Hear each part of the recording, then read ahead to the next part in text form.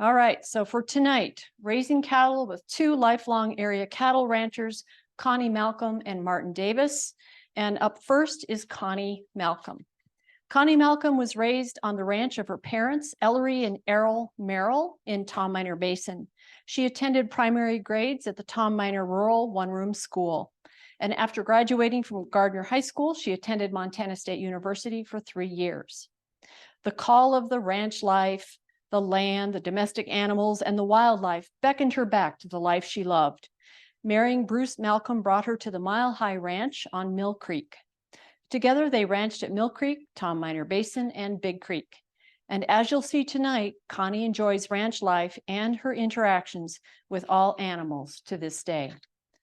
So Connie, if you'd like to come up.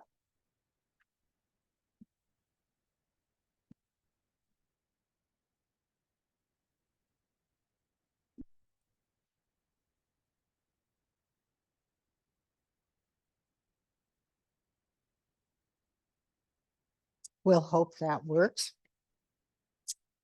Good evening and welcome to Martin and my presentation on cattle ranching. First, I want to thank the Yellowstone Gateway Museum for giving us this opportunity and for Karen Reinhardt for all the work she's done to allow it to happen. And Karen did give you sort of a biology or a biography of who I am. And I was born to ranching parents, Ellery and Eril Merrell in Tom Miner. We raised primarily cattle. We had a few horses that we bred to keep our saddle horse string going so that we could care for those cattle, that cattle. My mom had a little flock of sheep.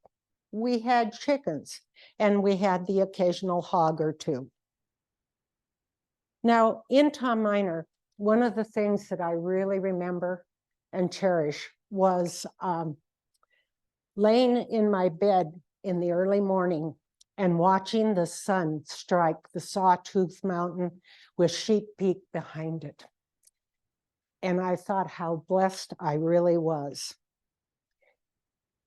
When I ran into a quote by Chief John Snow, it spoke volumes. It defined my feeling toward those mountains. And this is the quote: "These mountains are our temples, our sanctuaries, and our resting places. They are a place of hope, a place of vision, a place of refuge, and a very special and holy place where the Great Spirit speaks to us." The environment that I was raised in was a very lonely environment. The animals were my panacea. They made up for that loneliness. They became my friends, and they sustained me when I was extremely lonely. What was really nice was at night, looking down over the Paradise Valley from our house, not a light in the valley. But the weather was extreme. One time when I was about 8 or 9 years old, we had a cold snap. We had this huge old Pepsi thermometer that went to -40 below.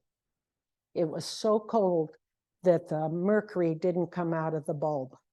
It was below 40 below. Now let's talk about what is cattle ranching. It is the harvesting of grass to produce meat to feed the population. It's the caring of an animal, knowing that at some point it will be killed for the benefit of mankind. That's a pretty tough statement.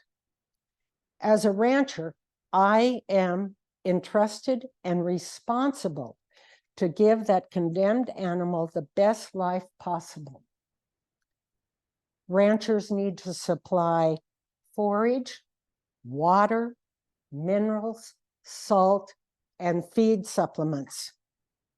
We need to make sure they've got adequate shelters during those terrible blizzard storms, or enough food to sustain them, extra food to help produce heat in their body so that they don't lose weight.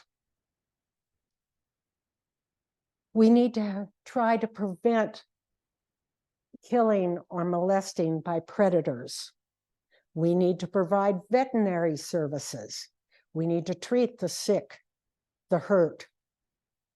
We need to give vaccines to prevent the diseases that cattle will have. What are the traits of a rancher? It's appreciation of the stock we care for, and we have empathy for that stock. Empathy and appreciation of wildlife. It's the love of working for ourselves, no boss. We love and appreciate watching the grass grow, the mountains, the water, rain, snow, moisture, the warmth and the cold. I'd like to share with you a quote from Theodore Roosevelt, probably taken from a letter because the date on it is April 10th, 1915.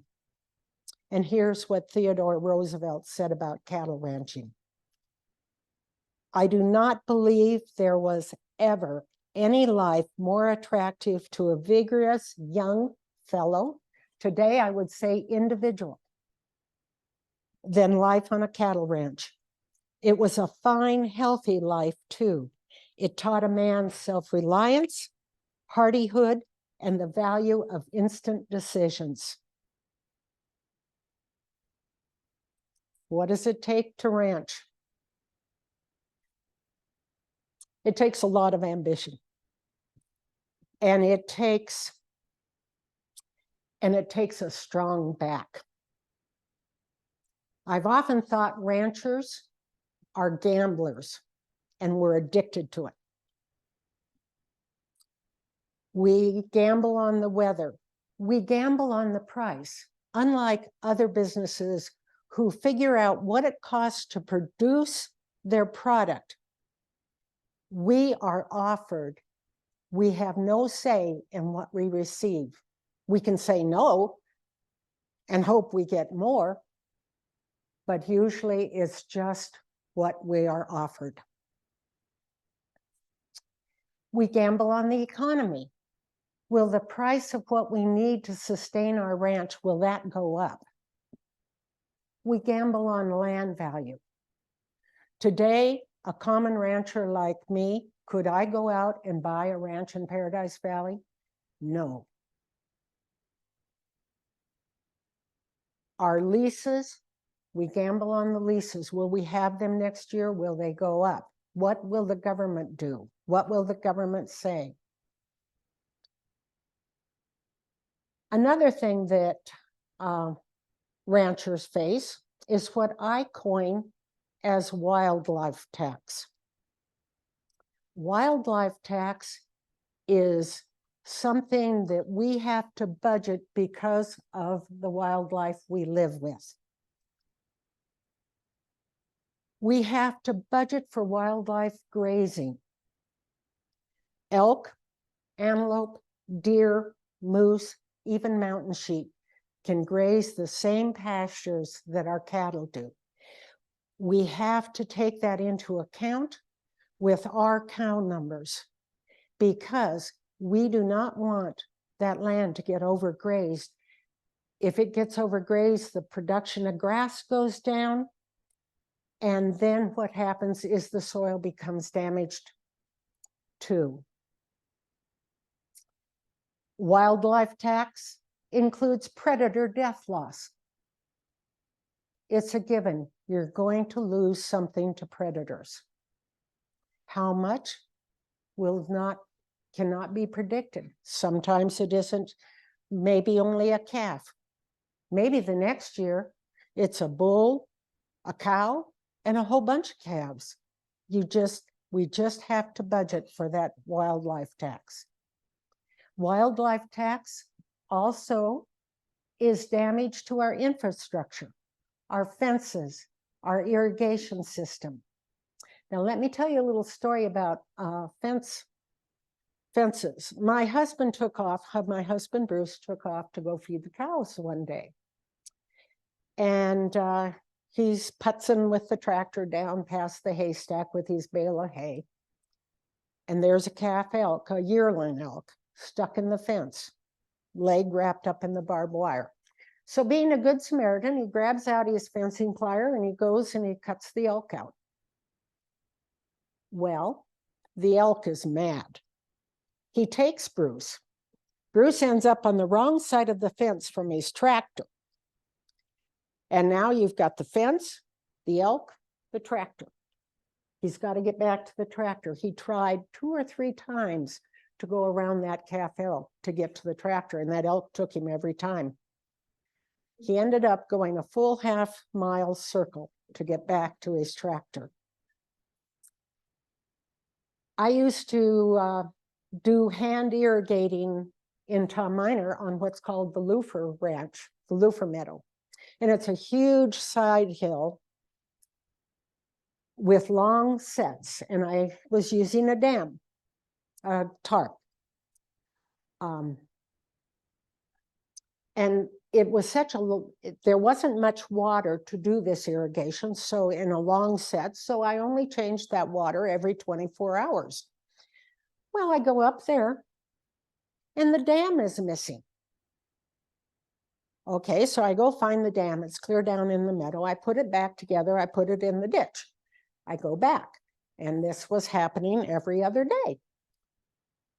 So this one day I ride up there to change my water, and here's this cow elk.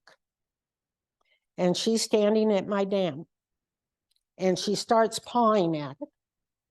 And then pretty soon she reaches down, grabs it with her mouth, flings it over her back, and starts running in huge circles with the dam flying like a flag. When she gets tired, she drops it, looks at it, and sedately walks off. Cows are smart. People don't realize that. I'm going to tell you a story about a smart cow. We trail our cows from the ranch there at Big Creek, across from the rest area, to the Divide Creek Road in Tom Miner, to the Norman place. Well, we're going up the road with our cows. And all of a sudden, out of Jim Hubbard's cows comes this cow and her calf. And she gets along the fence, and I'm watching her. She gets along the fence and she parallels us up the road. Well, I'm thinking, now that cow has a white brisket tag. Jim's cows all have yellow. So I go over and look, and it has the MA on it, which was my husband's brand. And what had happened, that cow had gotten into Jim's herd in the fall. And so he had calved her out, not knowing, because he had hired men calving her. And when we took our cows up the road, she knew she belonged with our cattle and not with Jim's. Now I've got a couple of quotes I'd like to share with you about cattle. Cows are Zen masters. They teach us to slow down, be patient, and appreciate the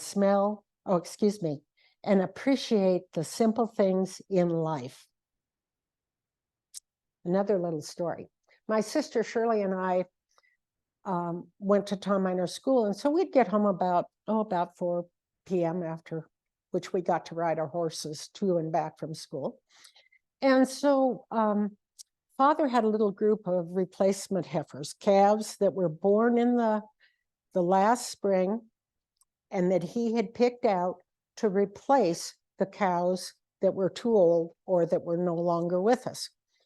So he asked us to feed these heifers a couple bales of hay when we'd get home from school. And those bales weighed, they could have weighed 80 pounds. And we're pretty young, we're about 9 to 11 years old. So we lug these bales and toss them over. And if we couldn't get them, we'd cut the strings and throw them over the fence and then scatter the hay out. And when we'd get all done, we'd lean against the fence. And here's the quote. Happiness is the smell of fresh hay and cows mooing. If cows could talk, they'd probably tell us to stop worrying and start grazing. Now I'm going to tell you more stories. Cows are mothers. They're the best animal mothers you'll ever find. We would, like I mentioned before, we would drive our cows that long drive. Well, we're going up Transfer Hill in Tom Miner, and that's a long, steep hill. And the cows are bawling, and the chaos, the noise, but over it, we can hear this squeaking. What is going on? And we've got about 200 and 220 head of cows, bulls, plus the calves, which aren't counted. And as the cows go up the hill, the squeaking gets louder. So all of a sudden, this board, after the cows have moved, there's this board in the gutter. The board's about that wide and about yay long. There's not a cow track, not a calf track, not a bull track on that board. I jump off my horse and I gently pick that board up. And underneath it was a litter of baby rabbits about that long. And those cows did not, they went around it. Another time, Ryan Malone and I were taking up a select group. That's about 30 cows and 1 bull. And we had topped the Martin Hill and were headed toward the Norman place. But we were watching as the cows went by this one spot. Every cow ducked his head toward the ground. It turned out that there was a baby calf elk that the cow elk had placed in the gutter. And every cow checked to make sure that 1, that wasn't their calf, 2, that baby was okay. And we rode on by and left that calf. When I married Bruce, they had a beautiful herd of Black Angus cattle. And their dad, Sandy Malcolm, claimed that that herd originated from 3 herds out of Tom Miner that had been imported from Scotland. I'm sure one of them was the Martin herd. Anyway, in the 1950s or thereabout, late 1950s, Bruce and Phil signed their herd of cattle up for a pilot program of EPDs, expected progeny difference. And what EPDs are is it's the measurement of the gainability of a particular calf in that herd against all the rest of the other calves of the same sex in that herd. And how do you determine that? Well, each cow in their herd had a number. That was the cow's name. But correspondingly, each cow had a record. And on that record was the genealogy of that cow. Some of those cows, by the time we retired and sold our ranch, the genealogy stretched clear across the record. A lot of times we knew the sire of the calves because we did a lot of select breeding.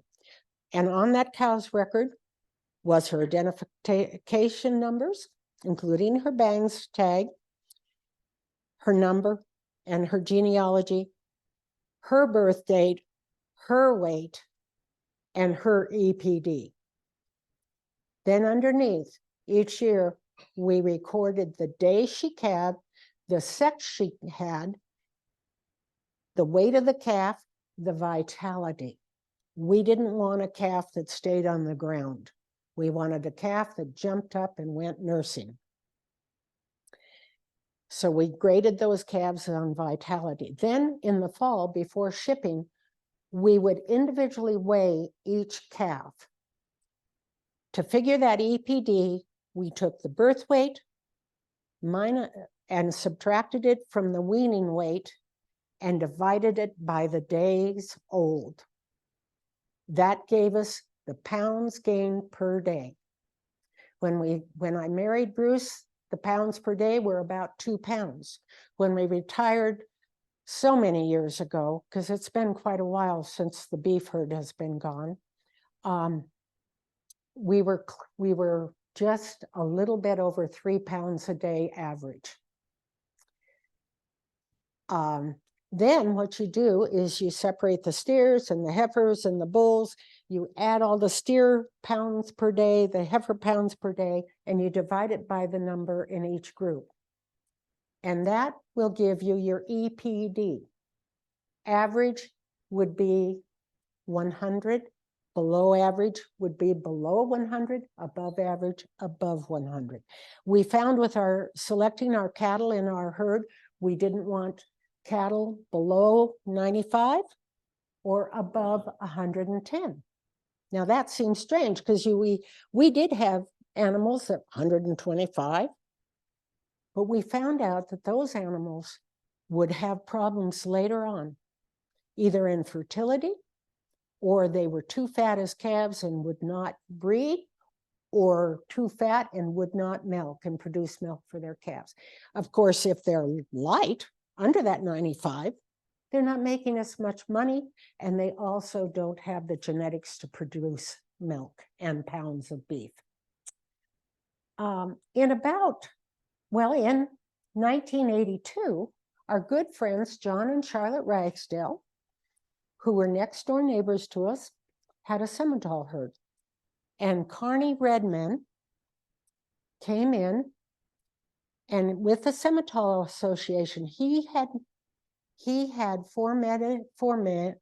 created a program that you could measure your cattle for certain traits. And John and Charlotte were generous and asked us to bring our herd over so we could measure our cattle too. And of course, Bruce and I, always wanting new ways to improve our herd, we jumped on it. And it was absolutely the most fascinating thing. Some of it we knew instinctively, but others we did not know. I'm just going to give you a few examples. The head of a mother cow, the length should be twice the width of her head. That produces milk, that's the mothering ability, and that's fertility. The neck should be 1/3 of her body length, again, producing milk. If the neck is longer than that, the cow overtaxes her body and she will not breed. That's why Holsteins sometimes have a real hard time breeding, because their necks are really long. The back, the girth. Let's talk about the girth. Right behind the shoulders is the girth. And that girth needs to be large. That's disease resistance. If it's a small girthed animal, they're prone to diseases. The back, when a cow walks, the back should either stay level or rise. That's the loin muscle. That's our ribeye. If the back rises, it's a larger ribeye. If the back drops, it's a smaller ribeye. The tail set. When a cow walks, the tail should go down. If it pops up, you're talking about the thurl region of the cow. And that's the pelvic area where the baby calf comes through when they calve. If that tail goes up, that indicates that cow has a small thurl, and you'll be pulling calves. One thing we did in our herd is if we pulled a 2-year-old heifer calf, that heifer left the herd the next fall.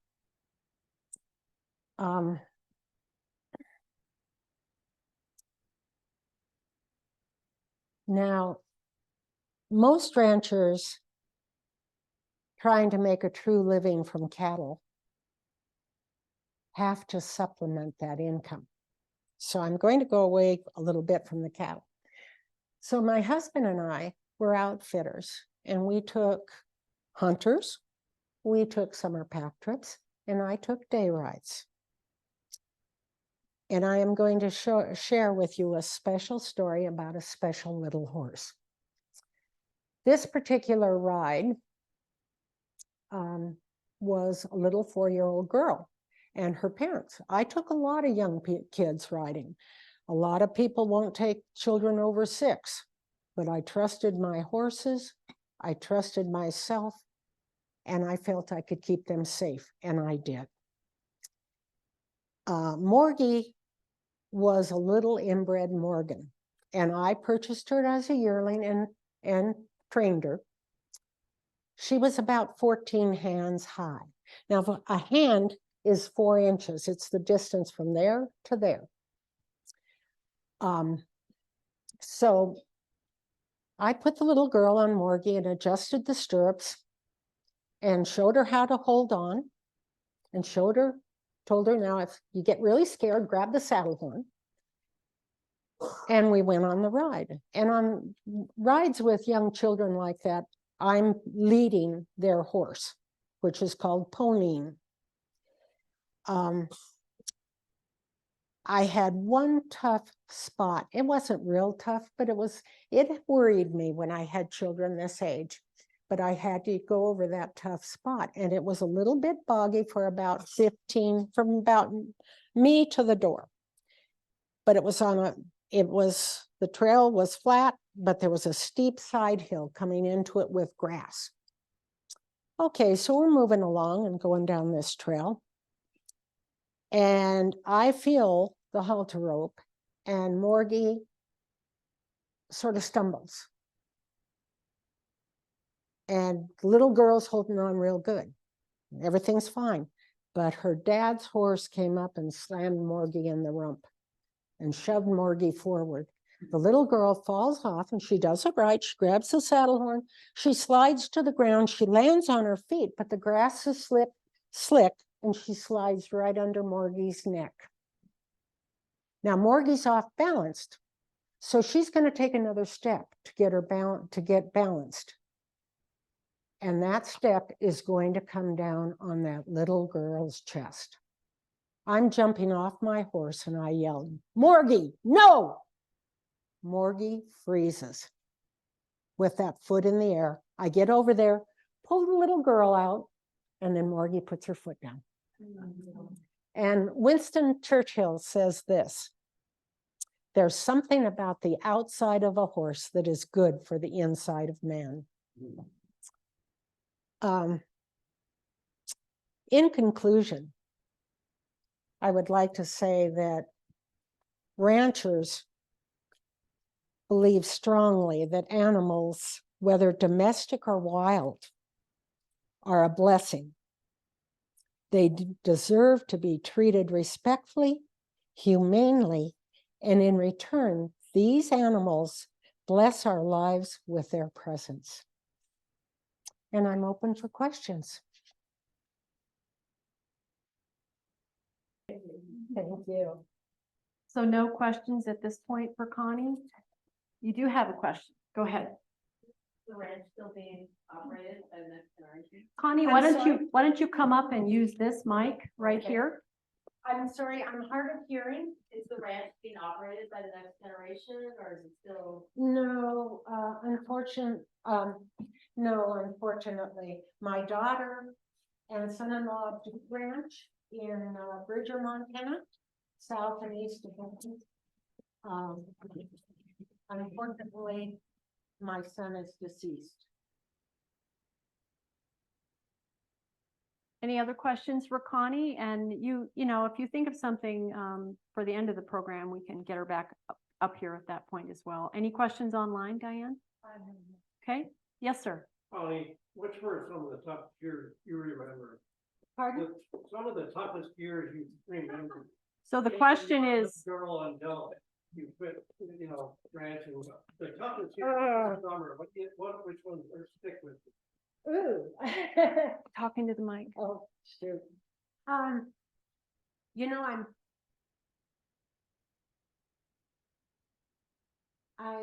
not really good at remembering the years. I only know that, you know, we attended high school in Gardiner, and we were 3.5 miles from the bus stop.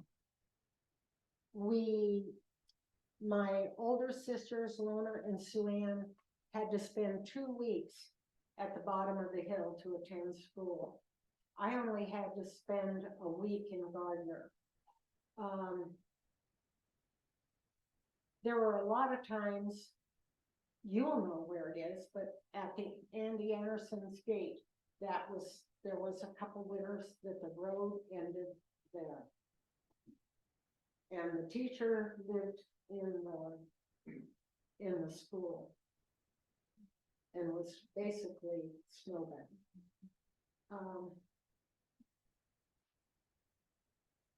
But I can't really answer that. There's so many winters I remember. I know when my son was a freshman, so many years ago, we had a spell of 20 below for about 2 weeks. So, you know. What year was it, Connie, when the sun didn't shine for the whole month? Yes. When you were calving, what year was Oh, goodness, that was the year Chad was born. That was 1975. Oh, okay. And winter started in October. On the 1st of May, I would stand on the pilings of snow and touch the REA lines. And that was the year cattle gave up. And they would just lay in front of the barn and die. It was a very calf herds. A lot of people lost 30% of their calves. It was miserable. Thank you for remembering that one.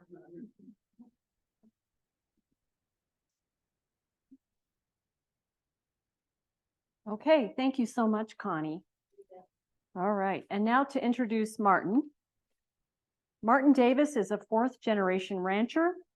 His family moved from a family ranch in northeastern Colorado to purchase a ranch in Paradise Valley in 1964. He attended Rosedale School through 8th grade and graduated from Park High. Martin began working on a ranch at a very young age, feeding cattle and horses, moving cattle by horseback, running equipment, and irrigating. Ranching runs in his blood, as well as in his 2 children and his grandchildren. The family has raised Herefords, Gelbvieh, and now raise Red Angus cattle. Martin and his brother started the Flying Diamond Guide Service in 1976, guiding clients on elk hunts and summer horseback rides and pack trips. He educates people on the hardships of the rancher, ups and downs of the cattle market, and for the past 20 years has talked about the effect of wolves and other wildlife on his operation. Martin loves ranching and being a steward. So let's welcome Martin Davis.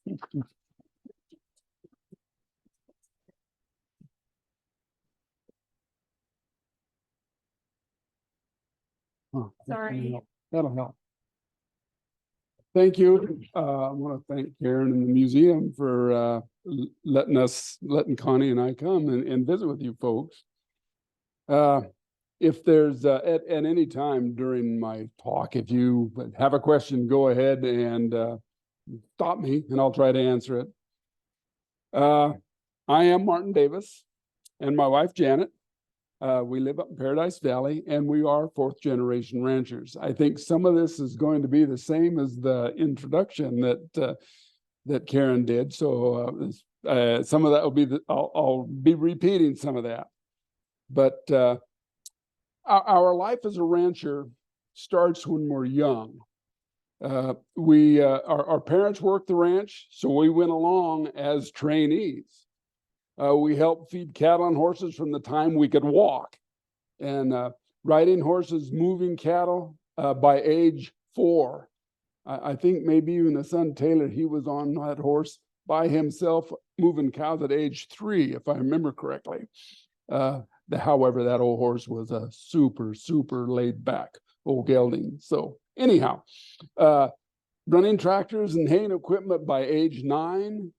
as well as flood irrigating, changing that water and knowing when and how to change it, and learning to drive when you're old enough to stand in the seat of the pickup and keep the pickup going straight so Dad could throw the hay off the back.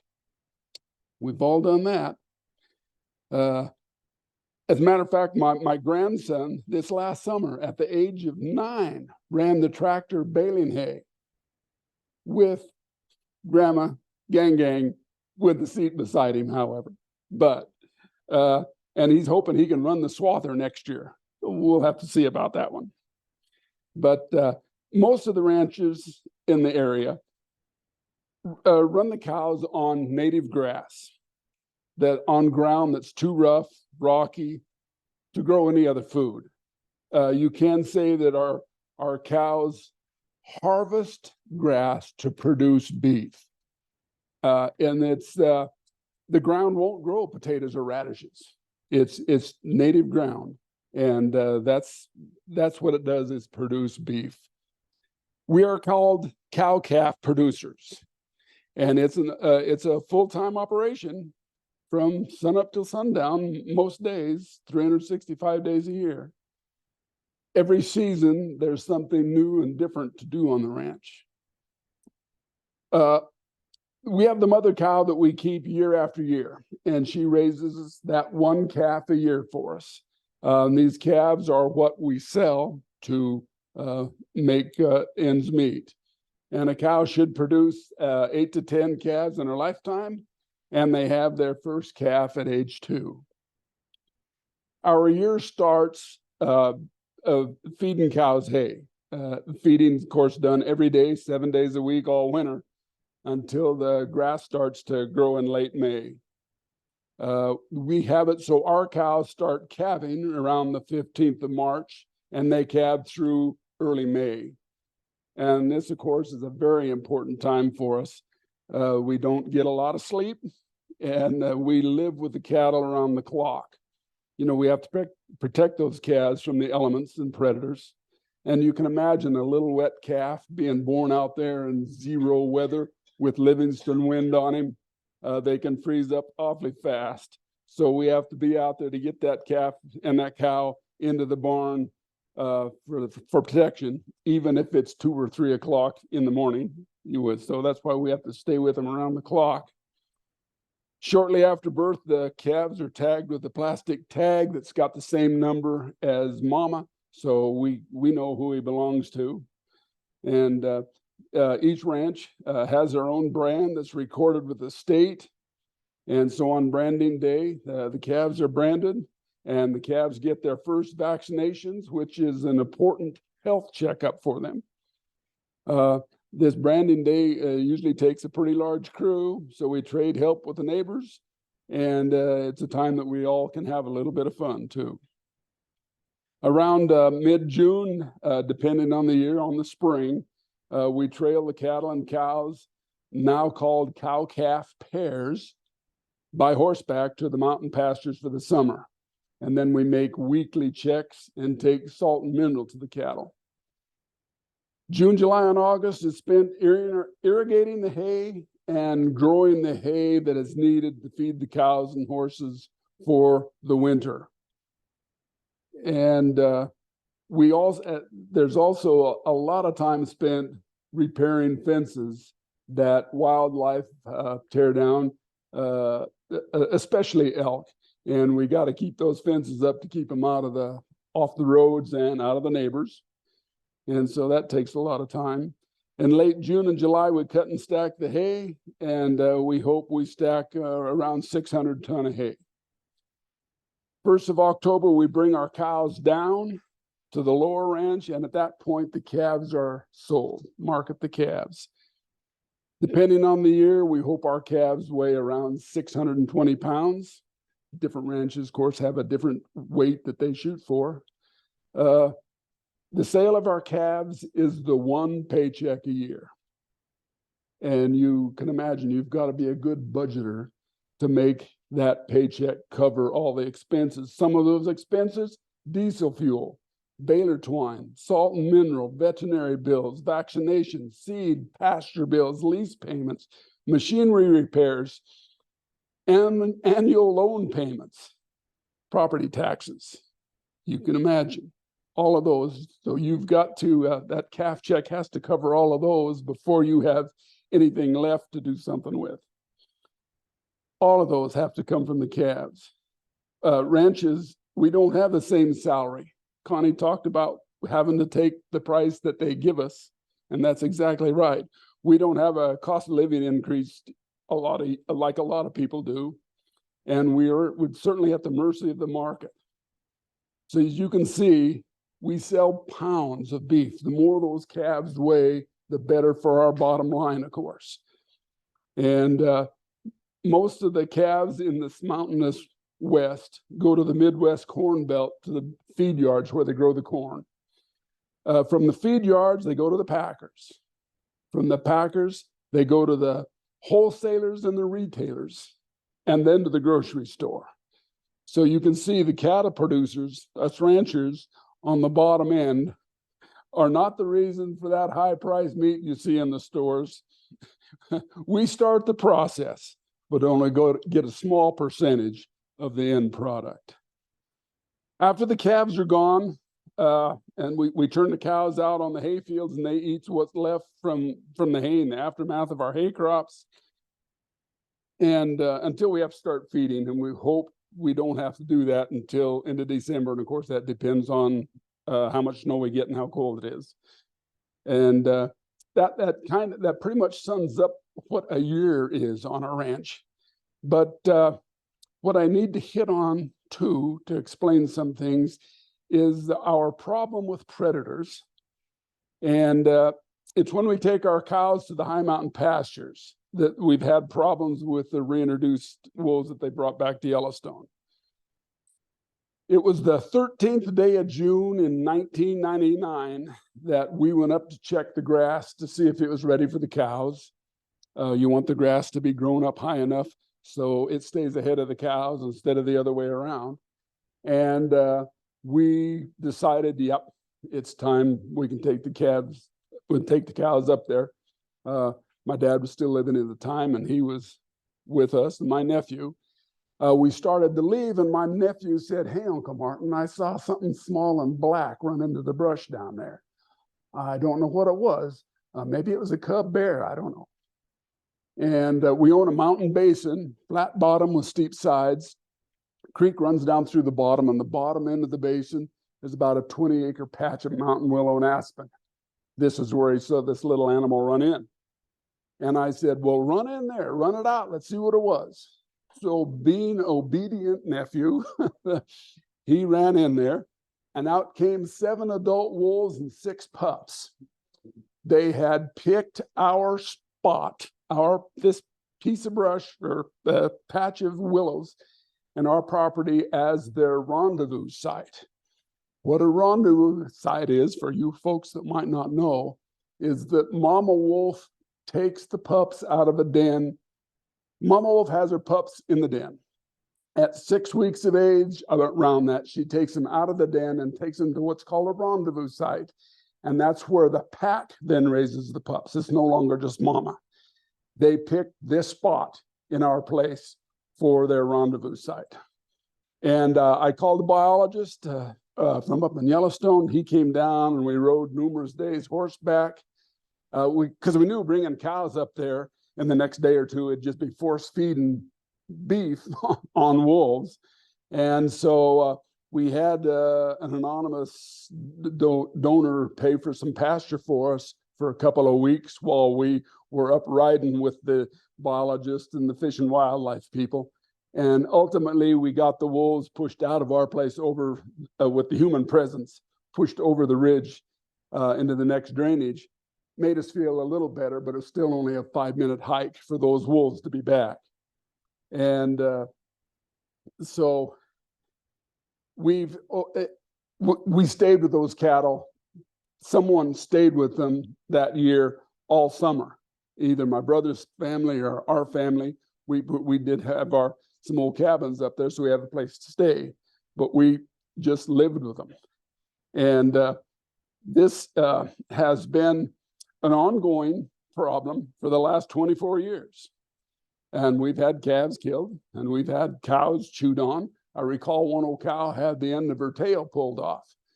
And she, of course, fighting flies, her tail slapping herself on the back. When we first saw her, we thought she was ready to, but she's covered with blood. It looked terrible. Well, found out it was just a switch on her tail. So it was far from death for her, but she sure looked off. And we haven't had near the depredation, though, as some of our neighbors. And I attribute that to our topography in that one pasture. Like I mentioned before, we have this flat bottom, wide open country basin. And we've got to noticing these rings on the ground where all the vegetation's trod down, manure about 6 inches deep, just like they've been corralled. And then I did finally witness that. The wolves had our cows circled in this spot. Apparently the wolves were not terribly hungry. They were more or less just playing with the cattle. We started seeing these rings on the ground, different places a lot when we weren't there. What we found out, even though they weren't killing the cattle, when they are standing in those rings, they're not out gaining the weight that they should. So I mentioned earlier, we need all the pounds that we can get to make our bottom line. Loss of weight for 2 or 3 or 5 years after that, trying to make that back. So that was a real concern. When those cows are stressed like that, you know, they don't produce the milk. And if a cow has not been bred yet, we found that we hope they get bred before we go to the mountains. If they don't, we found out that added stress, either on the bull or the cow, either one, they don't get bred, or if they do, it's quite late. In other words, another lighter calf, a younger calf and lighter. So that all shakes down to the stress on them. And tell you a quick little story about our Pine Creek pasture. We took those cattle up there on a Saturday afternoon, late in the afternoon.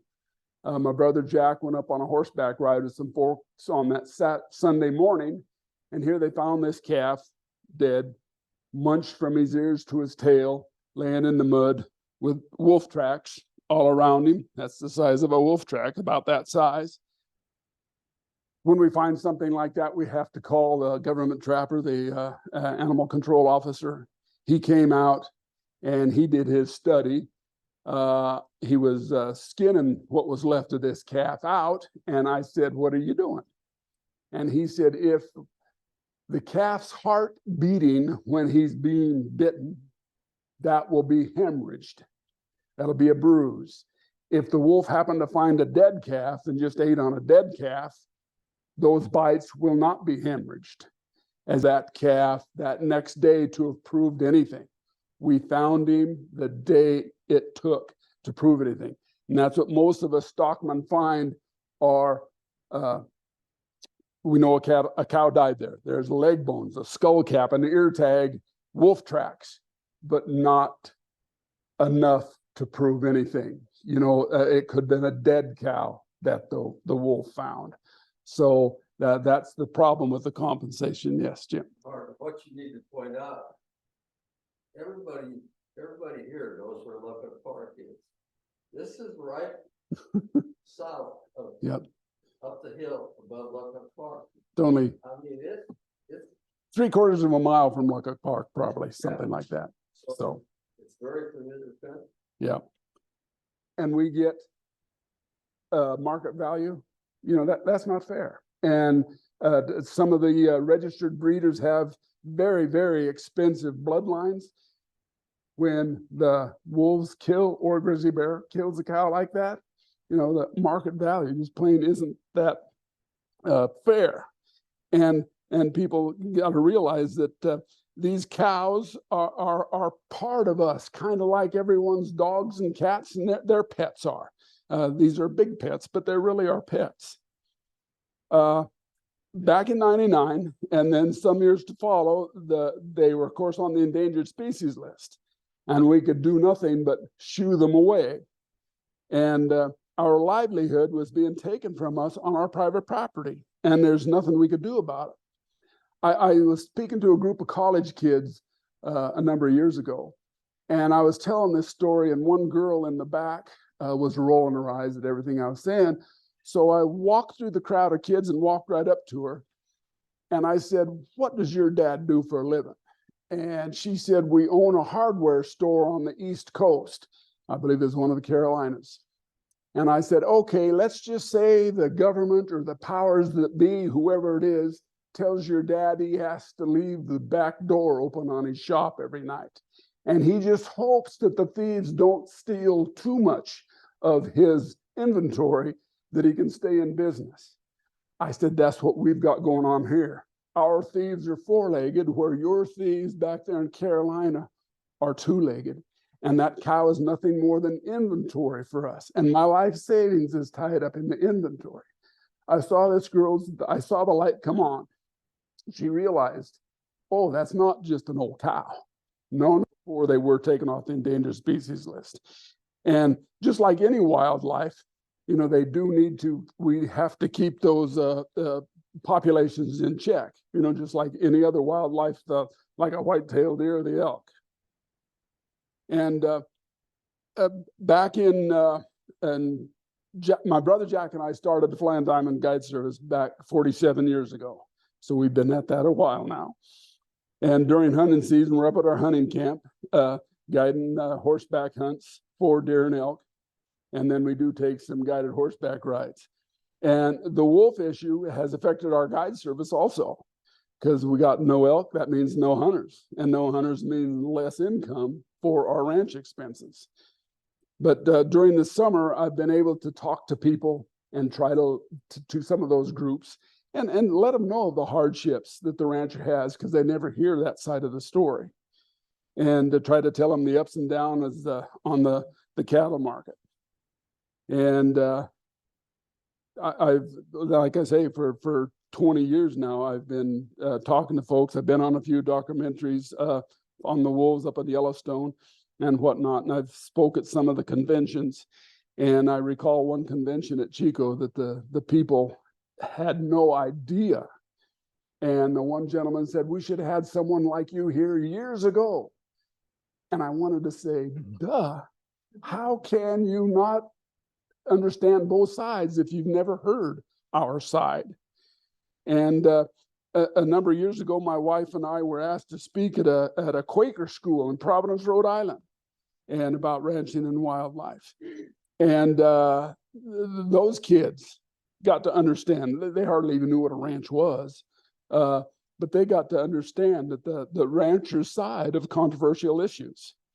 And so it's been fun, but and I hope this gives you an idea of what we're up against, trying to supply you, the consumer, with good 7 days a week. We want to keep this way of life alive and well, and pass the important job of feeding people for generations to come. Ranching runs in our blood. It's what makes us happy. It's what we do. And we feel blessed to have this way of life. Just like my dad handed the ranch down to my brother and I a few years back. I want to be able to pass it on to my son Taylor and his family, and my daughter Julie and her family. We want to pass on the legacy. We want to take pride in the fact that we help feed so many people. Who will feed the people if we don't, if we fail? Most ranchers are stewards of the land, and hopefully future generations will continue to do the same. Ranching is a life that we love. Well, yeah, that has changed some. Back early on, after the wolves got, I guess we'll say, got a lot of wolves around, got established. There's the word I'm looking for. We would see those herds of park elk come out of the park with one calf in a herd of 250 cows, next to no calves. and then we hit a bad winter or two, and we all know what succumbs to the elements. It's all older animals, and that elk population just plummeted. The biologist told us, well, we've got these lazy cow elk now that don't know what a predator is like a wolf, and they will learn, and they'll know how to protect their calves in years to come. And I wanted to say, yeah, right. Give me a break.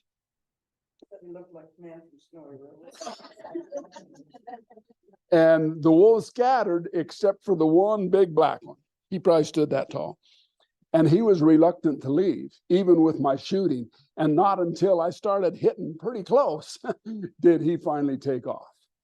And I believe it was that same year, I was on a four-wheeler with my daughter, with our daughter. And we came down into the cow herd, and there was the wolves. So I took off after them with the four-wheeler, and we were actually in a little bunch of wolves. And I was hollering and screaming. My daughter said she learned some new words that day. And it's so much, they're so different than a coyote. We got to where I couldn't go any further, too steep of a mountain. And that old wolf just stopped up there 50, 75 yards and looked back. Whereas an old coyote would still be running tomorrow. But the wolf, he just knew I couldn't go any further. And it was his, he just didn't, I don't know. Actually, I do have a name for it that I've come up with. I call it wolf arrogance. Because they know they have no fear. So, yes, ma'am.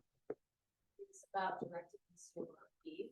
Is that something that you want to do via a co-op or some other mechanism, or like why that does not work? Yeah, you're talking about. So I understand for sure. My hearing's a little bad too. I got my hearing aids in too. But about consumer selling the beef to consumer directly. Right. More and more folks are doing that all the time. And most housewives want to have some of that beef that's on that pasture, that's that native grass pasture. My sister and her husband here, they've done that for quite a few years with a few head of cattle. That's the only problem though right now is you can get that done on a few head, but not the whole herd. How do you do that? We have red Angus. We're one of the only herds in the valley actually that have all red cows. So if you're at Paradise Valley and you see red cows, those are ours. Most everybody has the black Angus. Dyed in the wool black Angus breeders will say that's the best meat out there, which, there's nothing wrong with it. Needless to say, the Angus Association has done a great job of promoting their product. While you see the certified black Angus beef on the grocery stores and in those restaurants, truth is, you pull the hide off, doesn't matter if they were black or red. And it really doesn't. And as far as breeding, our dad was old school, and he said, you've got to irrigate, you got to fence, you got to hay. There's all these things you got to do. But breeding the cow is one thing you don't got to do. You just turn the bull out. And I looked at each other and we said, this isn't fun anymore.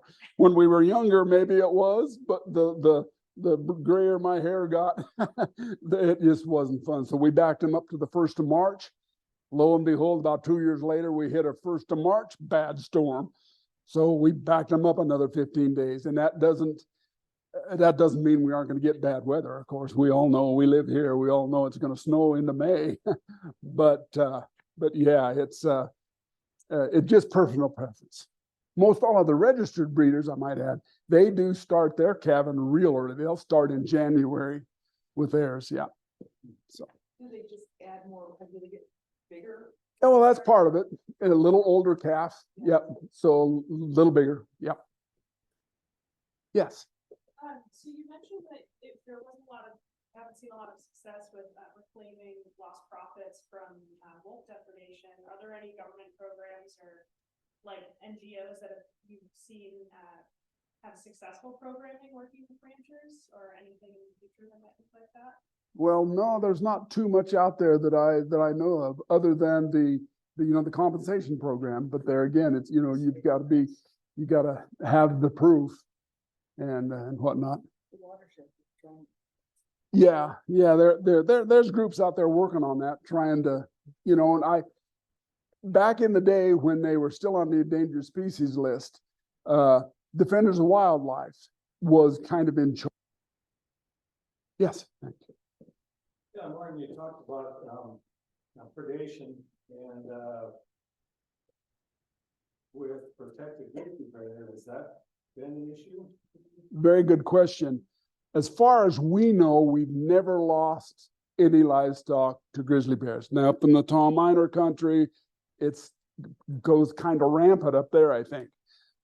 Some of the wildflowers that grow in on these mountain pastures are poisonous to cattle.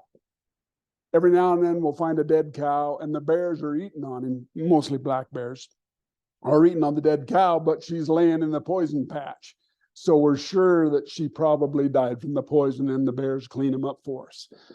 We've witnessed grizzly bears walking amongst our cows, and the cows kind of trot away from him. But as far as we know, we never have had depredation from a grizzly bear. With that said, got to remember too that it's like apples and oranges. Part of the winter that bear's asleep, and an old sow grizz has 2 cubs, maybe even 3 possibly, where that wolf is, has a litter of 7 or 8 or 10. So they're quite a different predator, of course. Yes, sir. Cougars, any depredation? As far as we know, there again, we had one old cow come in one year that was scratched over the shoulders and on her neck rather deeply. I mean, far from putting her down or anything, but we figured that was a lion jumped on her and she shook him off for whatever. I know of folks that had a foal taken down by mountain lion, a horse, and I think that's those horses those lions like horse and mule meat, I think, better than beef. So, but yeah, as far as we know, never.